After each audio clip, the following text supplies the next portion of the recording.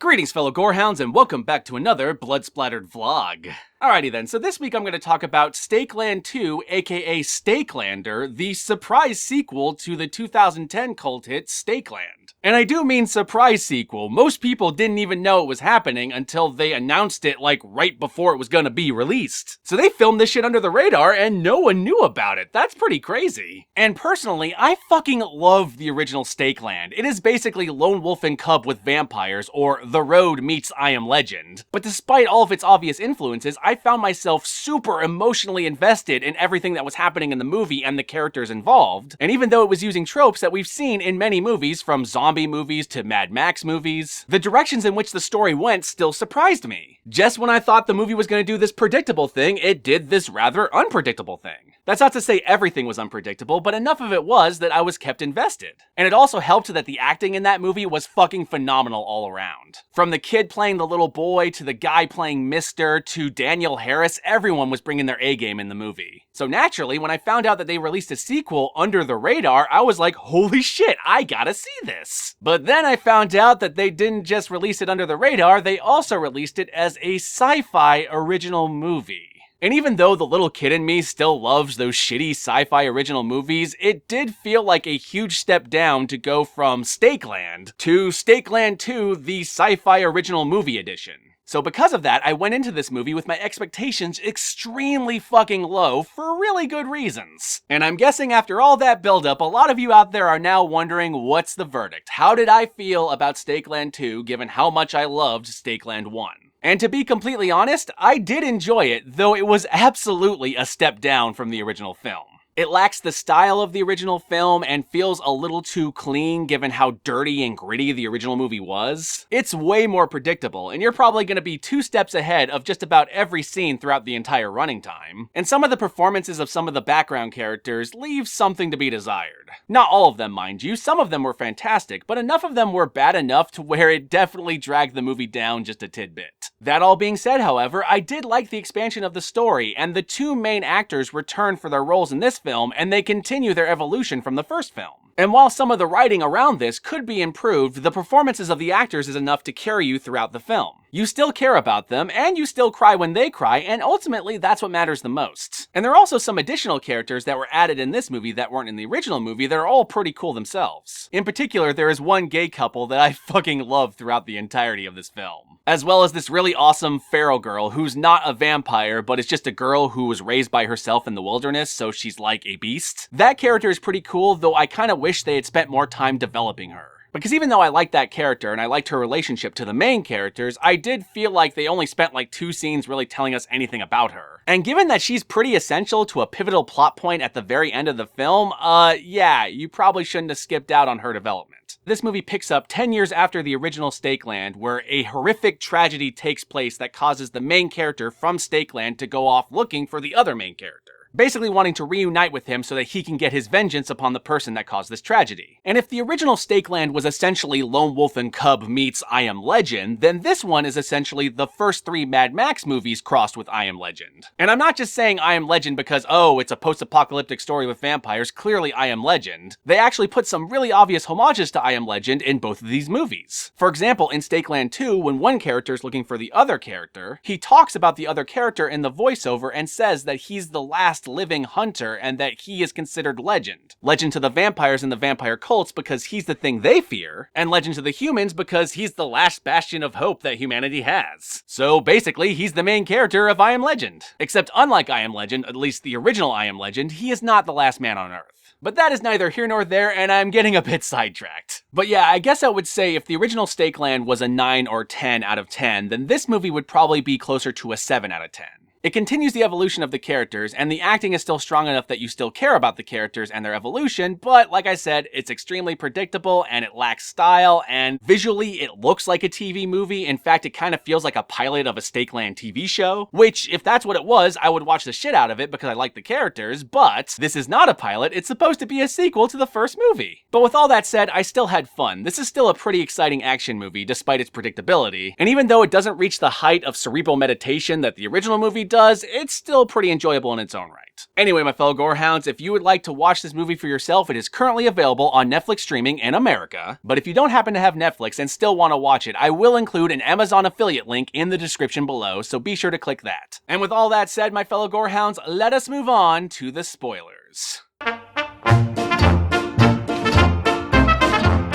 Alrighty then, before I start talking about Stakeland 2, I should probably first recap what happens at the end of Stakeland 1. Basically, after this long, arduous journey with this vampire hunter named Mr. and his protege, this little boy, fighting their way through crazy cults and vampires and cannibals and everything therein, they stumble across this one diner, and inside this diner is this girl with a bow. And she's fucking badass, and immediately the boy is smitten. And as their connection starts to blossom, Mr. realizes that the boy might have finally reached the point where he doesn't need Mr. anymore. Essentially, the boy is ready to become a man and doesn't need his father anymore. So Mr. fucks off to leave the boy and the girl to fend for themselves, and the boy and the girl decide to go to this place in Canada called New Eden. And throughout the entire movie, New Eden is treated like this promised land, this place where there are no vampires and peace reigns. As well as a metaphor for paradise and heaven and yada yada yada. But anyway, as they pass the sign that says Welcome to New Eden, that's when the movie ends. And now we enter Stakeland 2, which takes place 10 years after that event. And we find out through an extended montage that the boy is now a man and he's married to the girl now, and they have a daughter. But unfortunately, the crazy cult from the first movie shows up with a new leader, this badass vampire chick, and they completely slaughter New Eden in a scene that feels very reminiscent of 30 Days of Night. But it's all shown in a montage, so it's kind of like we're seeing these events in fast forward.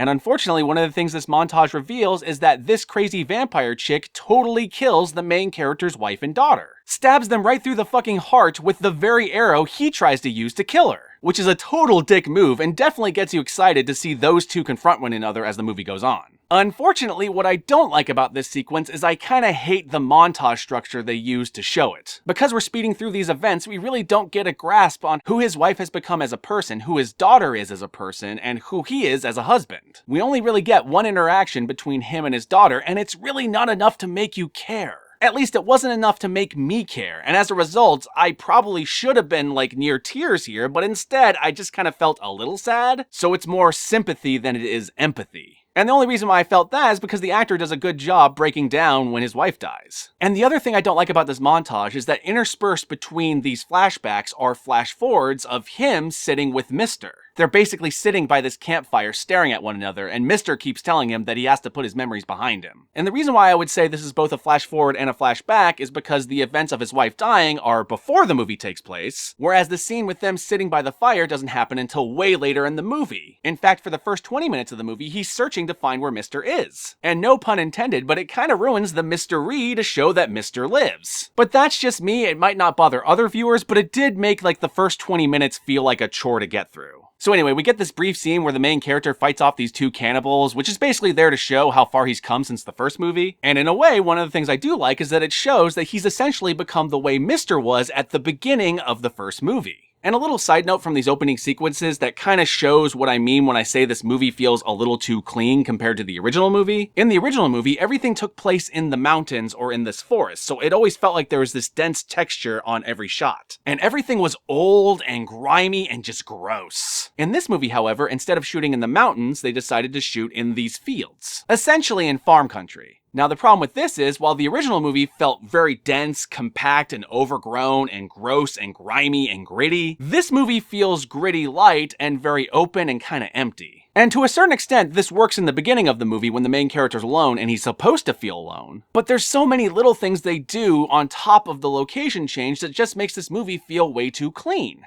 For example, there's a scene in which the main character at the beginning of the movie stumbles across this motorcycle inside this garage, and whereas all the vehicles in the original movie felt old and dated and clunky and like they're gonna fall apart any moment, this motorcycle looked pristine, like it had just rolled off the factory lot. And I was just sitting there going like, couldn't you have just grimed up the motorcycle a little bit so it matched the aesthetic of Stakeland, the world established in the first movie? But anyway, once again, this is something that might not bother other people as much as it bothered me. So the main character goes from town to town asking about Mr., trying to find where he is. But after asking this one store clerk where he is, he's lured into this trap in which he is captured and put into this fighting ring. The movie goes from a Mad Max introduction where his wife and family are killed and then he wanders the wasteland for vengeance, straight into Thunderdome where he's put into this fighting ring to fight the reigning champion. who turns out to be Mr. himself. So they fight a little bit until Mr. recognizes him, and then the both of them fight their way out of the fighting ring, and along the way they befriend this one girl who's being kept as a slave by the people who ran the fighting ring, and it turns out this girl is feral because she grew up alone in the woods. And in turn, Mr. kind of sees her as his daughter. So they kind of have the budding relationship that he and the boy had in the first movie. And this father-daughter relationship between the two of them is one of my favorite parts of the movie, though it only really has 2 scenes of development throughout the whole film. And I gotta be honest, as much as I like this character and as much as I like this relationship, I needed at least a couple more minutes of them interacting in order to truly care about her.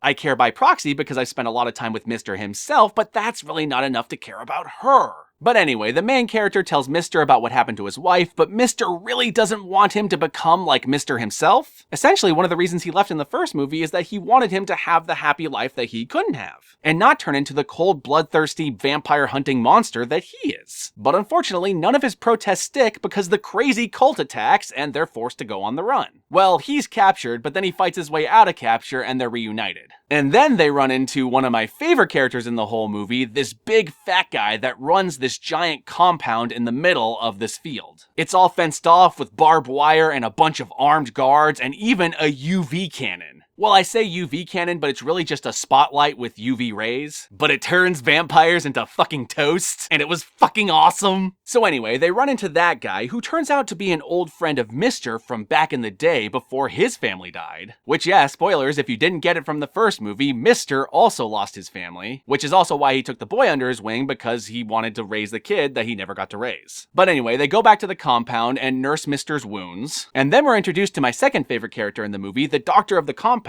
who heals Mr.'s wounds. And basically, before the world fell apart, this guy used to be a veterinarian, but now he's a doctor because flesh is flesh. You just can't be too picky about who patches you up in Stakeland. But even more than that, this guy used to also roll with Mr. and the fat guy. And what I love about this character is as the movie goes on, they subtly hint that he and the fat guy are in a relationship. And they don't even have to tell you, they just show them holding hands in certain scenes in certain ways, and you're like, oh shit, is something there? It was pretty fucking cool, and those two characters were fucking badass, and one of them is played by Rufus from Supernatural. So all you Supernatural fans out there, if you ever wanted to see what happened to Rufus after he died, clearly this movie's it. So anyway, from this point on, the movie's basically one action scene after another action scene of the vampires attacking the compound, and then the compound attacking the vampires. And in between these scenes, we find out that the vampire cult leader chick actually is after Mr., so that's why she killed the boy's family in order to get to Mr., which of course makes the final confrontation between the vampire chick and the two boys extremely personal. Now, as far as where this goes, whether all these characters survive, whether the vampire chick wins or loses, I'm gonna leave that to you to find out for yourself. Because everything from the point where they end up at the compound on is actually pretty well done.